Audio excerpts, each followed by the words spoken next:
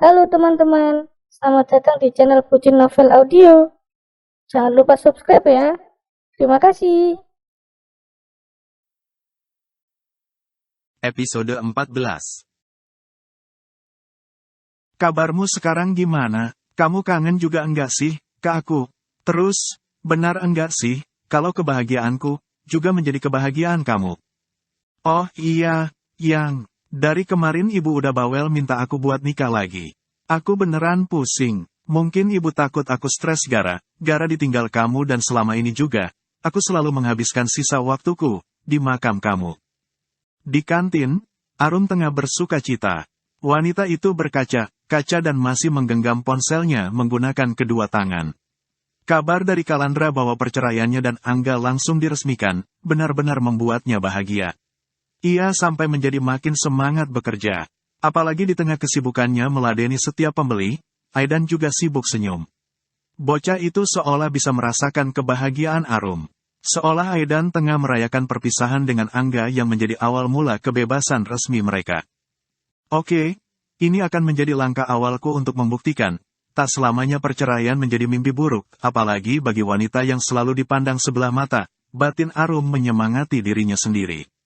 Ia tengah jongkok sambil mengungkung ranjang bayi Aidan berada lantaran pembeli sedang sibuk sendiri dan belum ada yang memanggilnya baik untuk membeli atau melakukan transaksi. Sudah bilang saja, kalau istri kamu enggak mau menurut ke kamu, kamu bakalan talak dia. Kamu bakalan ceraikan dia. Memangnya wanita bisa apa sih, tanpa suami? Cuma terima beres korese, ucap seorang pria dari depan dan tampaknya baru masuk ke kantinnya. Arum langsung bergidik. Ia mengenali suara pongah tadi. Fajar? Ia Arum yakin itu suara Fajar rekan kerja Angga di bank. Penasaran, Arum berangsur berdiri. Awalnya hanya melongok, tapi pria itu nyatanya sudah ada di hadapannya.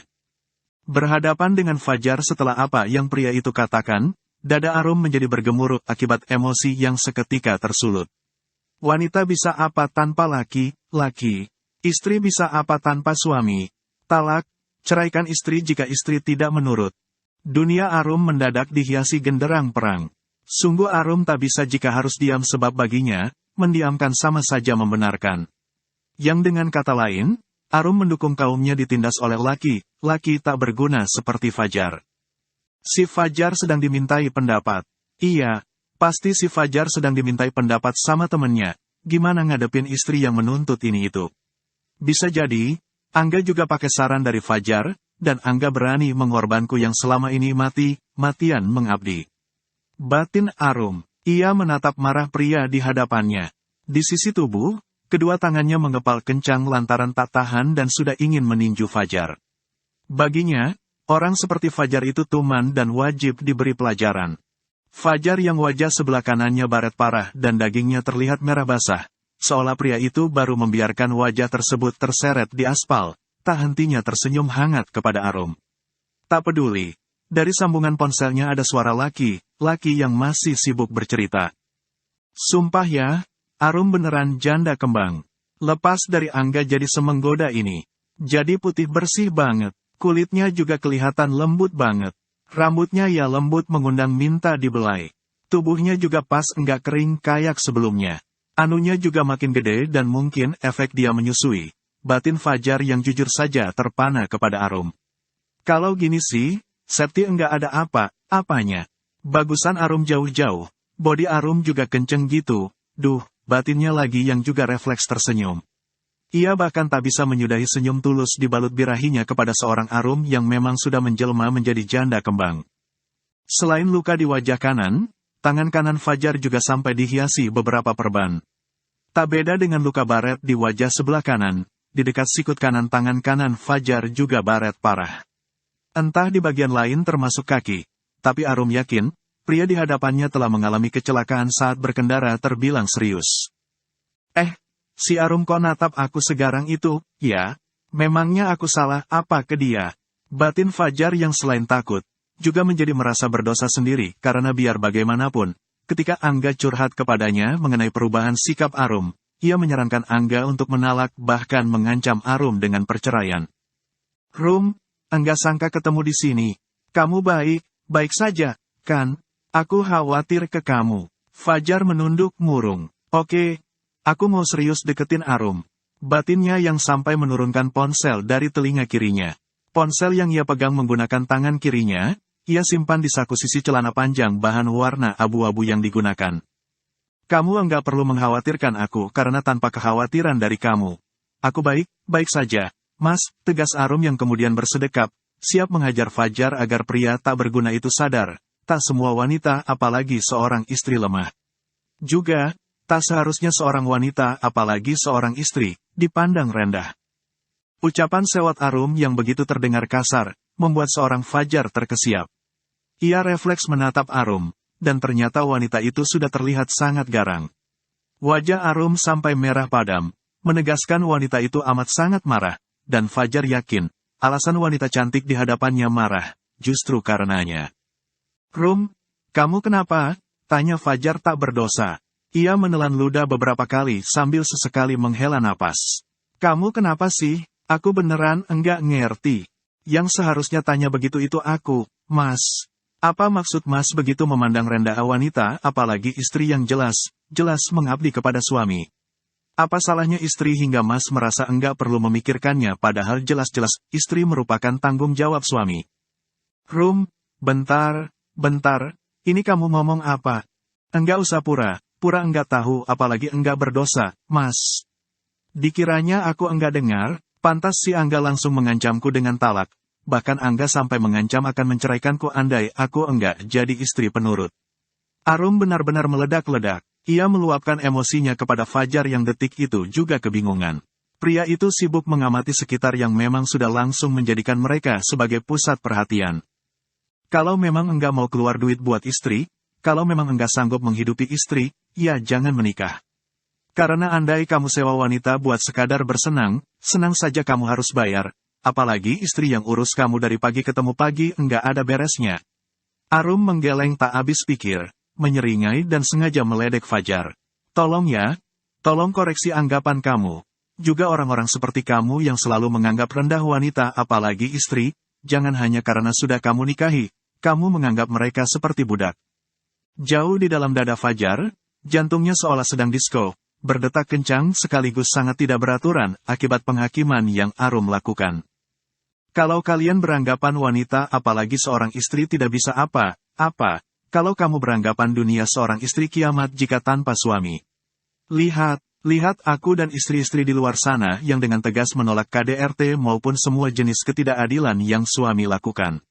Aku, istri yang dianggap sebagai parasit rumah tangga oleh suami dan juga keluarganya, bisa. Aku serba bisa karena bahkan aku bisa memenjarakan suamiku yang sudah melupakan kewajibannya dalam menafkahiku maupun anakku. Aku bahkan bisa jauh lebih bahagia setelah aku bercerai dengan Angga. Sudah, Rum, cukup, kamu enggak malu semua orang lihatin kamu? Tegur Fajar berucap lirih, berbanding terbalik dengan Arum yang tak segan bersuara lantang. Kenapa aku harus malu? Aku bicara kenyataan biar laki seperti Mas enggak tuman. Teman minta saran malah kamu sesatkan. Kamu menyarankan teman-teman kamu untuk menjatuhkan talak. Kamu menyarankan teman kamu untuk menceraikan istrinya jika istrinya tidak menurut bahkan tunduk, kan? Dan kamu juga yang sudah ngajarin mantan suami aku buat mengancamku dengan talak sekaligus perceraian jika aku tidak menurut seperti budak. Dasar teman menyesatkan, perusak hubungan orang, sergah Arum makin emosional. Fajar makin panik. Kedua matanya jelalatan kebingungan karena semua mata di sana terus menjadikannya sebagai pusat perhatian. Kamu ngomong apa sih? Makin enggak jelas. Jangan asal fitnah kamu. Gini, aku bisa bikin kamu keluar dari pekerjaanmu di sini. Aku bisa bikin kamu dipecat dari sini. Sayangnya aku enggak takut dengan ancamanmu, Mas. Karena keluar dari sini pun, aku masih bisa dapat rezeki dari pekerjaan lain. Kamu pikir, aku selema dan tak seberharga yang kamu pikirkan. Maaf, kamu salah besar. Karena seorang wanita apalagi seorang istri yang pernah sangat dilukai, jauh lebih kuat dari seorang malaikat. Luka yang kami dapat menjadi alasan kami kuat. Arum menatap Fajar dengan mata bergetar. Bener, tadi bapaknya bilang, minta yang telepon buat talak atau malah ceraikan istrinya kalau istrinya enggak mau nurut. Ucap wanita muda yang sedang makan tak jauh dari meja kasir di hadapan Arum. Kemudian, kesaksian, kesaksian lain juga disampaikan. Kesaksian perihal pernyataan Fajar yang memberikan saran talak dan perceraian selaku alasan Arum meledak-ledak. Fajar kebingungan mengamati sekitar dan sebagian besar turut menghakiminya. Mereka kompak mendukung Arum, dan sebagiannya juga sampai memberi Fajar arahan. Kamu jahat banget, Rum, lirih Fajar kecewa kepada Arum. Yang jahat kamu, Mas. Kamu sudah memberikan saran menyesatkan ke teman kamu. Kamu sudah menjadi perusak hubungan teman kamu. Kalau gini caranya, aku jadi kepikiran ke istri kamu. Bagaimana keadaannya sedangkan kamu saja ngajarin teman kamu buat keji ke istrinya, balas Arum lirih tapi penuh penekanan. Masih banyak emosi yang menyertai. Fajar kalah telak. Ia menatap Arum penuh kekesalan. Hanya itu, dan sungguh hanya sampai di situ karena ia memilih pergi, terlebih di sana tak ada yang membelanya. Kepergian Fajar yang melangkah terpincang, tetap menjadi bahan perhatian termasuk itu oleh Kalandra. Kalandra yang siang ini datang bersama Ibu Kalsum, menjadi terdiam merenung. Begitupun Ibu Kalsum yang memang minta diantar untuk makan siang di sana. Rasanya plong banget ya dengerin Arum ngomel kayak tadi.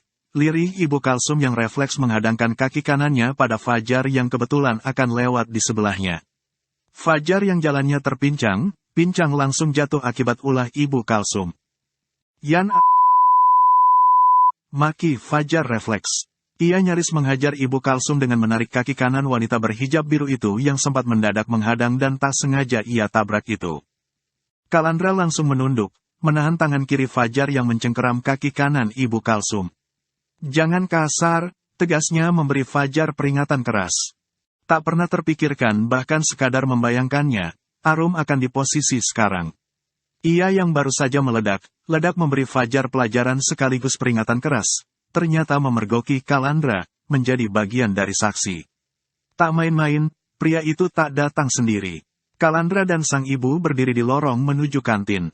Padahal yang Arum tahu, harusnya Kalandra di tempat lain, setelah beberapa jam lalu pria itu mengabarkan hasil dari persidangan perceraiannya.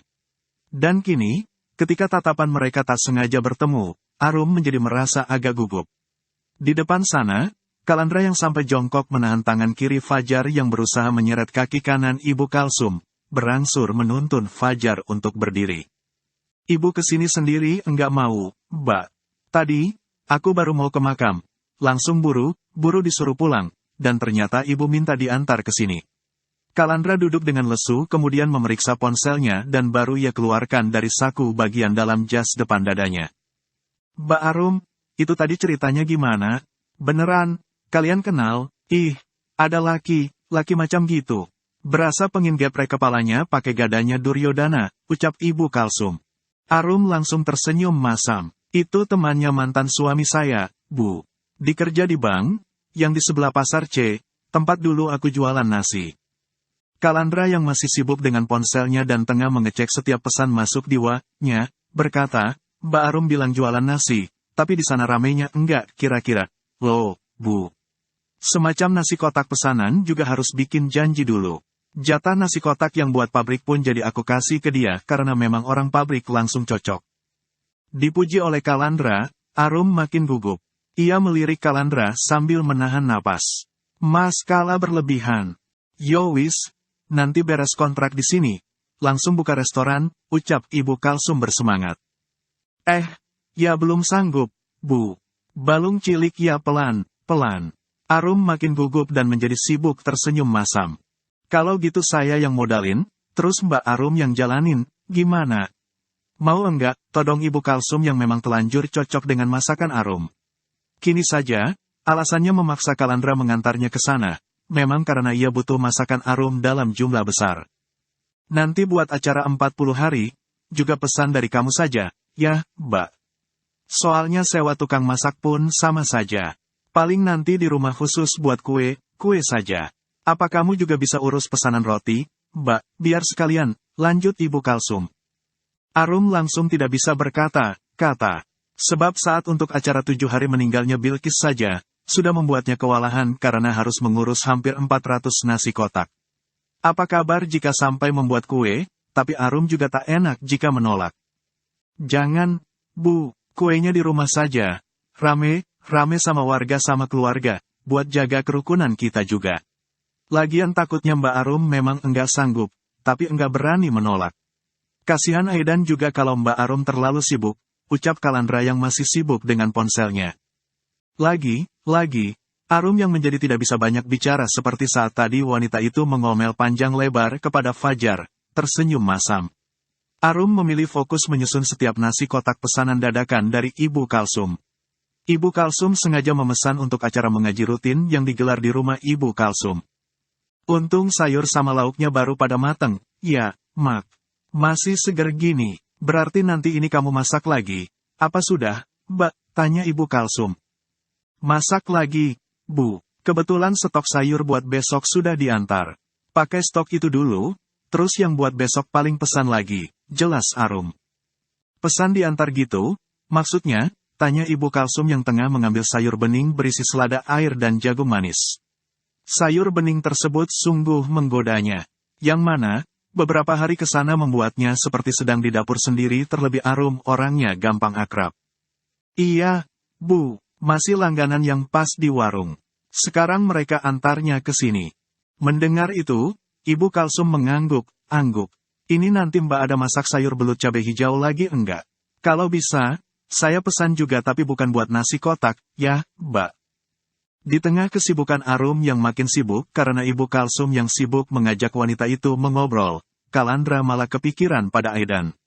Di mana bocah itu? Kenapa saat ia melongok ranjang bayi di sebelah Arum dan biasanya menjadi tempat Aidan, di sana malah kosong. Si Aidan di mana, Mbak? Serga Kalandra serius yang jujur saja khawatir. Arum yang langsung menatap Kalandra meski kedua tangannya tengah mencetak nasi menggunakan mangkuk, berkata, itu di taman sama Rani. Mas. Rani kan libur sekolah, nah dia daftar khusus buat jaga Aidan. Per hari ini sampai 2 minggu ke depan, Aidan punya pengasuh dadakan selama 24 jam karena Raninya juga mau saja nginep. Lagi belajar buat dapat penghasilan sendiri katanya. Kalandra mengangguk-angguk, kemudian pamit untuk menemui Aidan. Kalau kamu banyak orderan, kamu juga ada yang bantu, kan, Mbak? Tanya Ibu Kalsum masih mandir di sekitar Arum sambil menikmati sayur beningnya. Iya, Bu, bayar orang sini saja, sih. Mas Kala bilang, aku harus bisa mengatur semuanya biar aku kerjanya enggak setengah mati dan selain aku masih bisa istirahat. Aidan juga tetap terurus. Hubungan mereka memang dekat. Arum yang pekerja keras dan memang sopan, sedangkan Kalandra orangnya memang sebaik itu. Pantas mereka cocok. Apalagi, sepertinya Aidan juga sudah jadi obat mujarabnya Kala, pikir Ibu Kalsum dan memang tidak mau ikut campur hubungan Arum maupun Kalandra, walau Kalandra merupakan putranya. Toh, ia percaya, baik Arum maupun Kalandra sudah sama dewasa. Arum dan Kalandra bukan manusia yang bisa dengan mudah menerobos peraturan. Arum dan Kalandra sama terluka walau penyebabnya tidak sama. Arum baru cerai karena suaminya yang dakjal. Sementara Kalandra ditinggal istrinya yang meninggal, batin Ibu Kalsum lagi yang diam-diam mengamati wajah Arum. Cantik, Arum juga bukan yang suka dandan neko-neko. Bibirnya saja enggak pakai gincu merah. Cuma pakai lipstik warna kalem itu saja bukan yang tebal, beneran tipis. Aku suka cara pikir Arum, termasuk ketegasannya pas ngomel kayak tadi ke teman mantan suaminya, batin Ibu Kalsum lagi. Tatapan Ibu Kalsum teralih dari Arum lantaran di depan sana, Kalandra datang mengemban Aidan.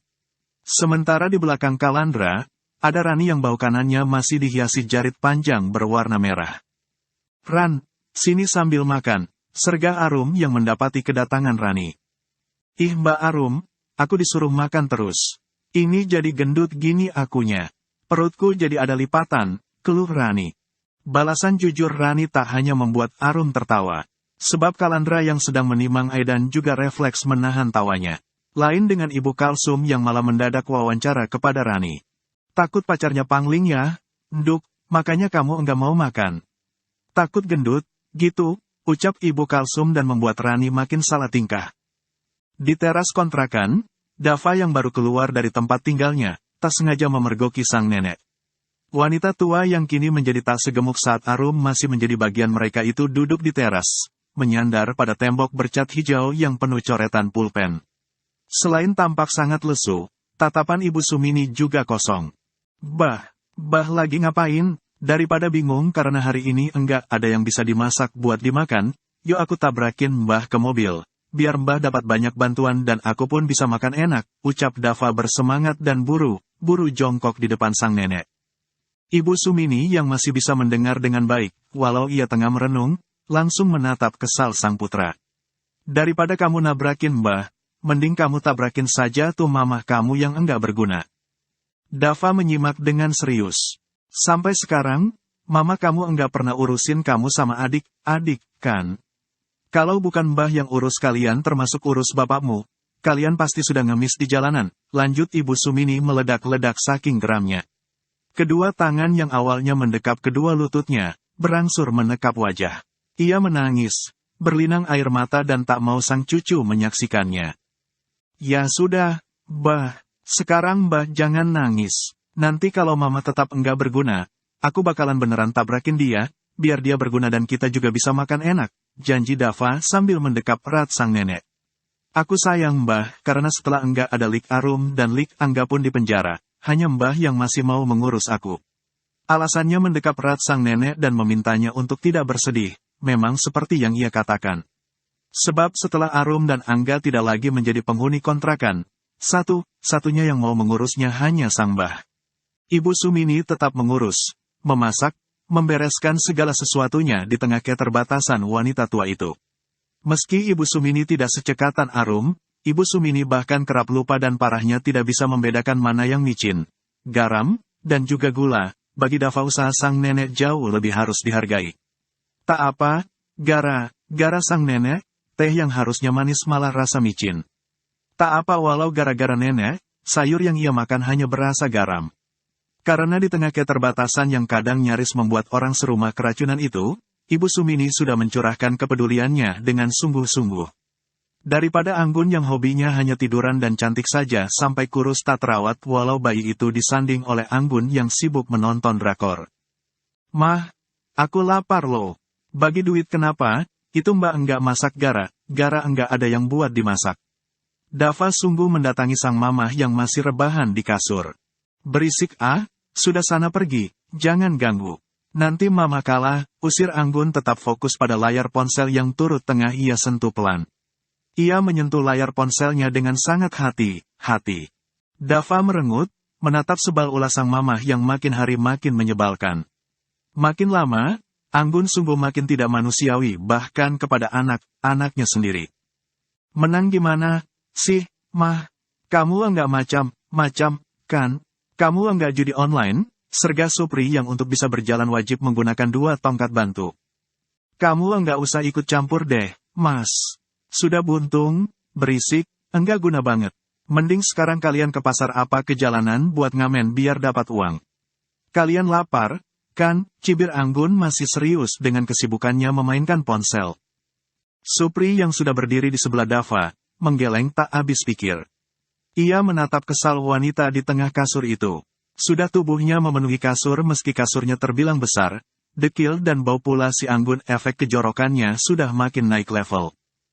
Dava yang makin benci kepada sang mama berkata, Mama emang dasar pemalas, enggak berguna. Dasar gajah bengkak, dekil, burik, bau, hidup lagi, enggak guna banget. Kita tabrakin aja yuk, Pah, si mama ketruk. Biar mama buntung juga kayak papa, biar kita jadi dapat banyak uang sama banyak bantuan. Dava yakin dengan keputusannya.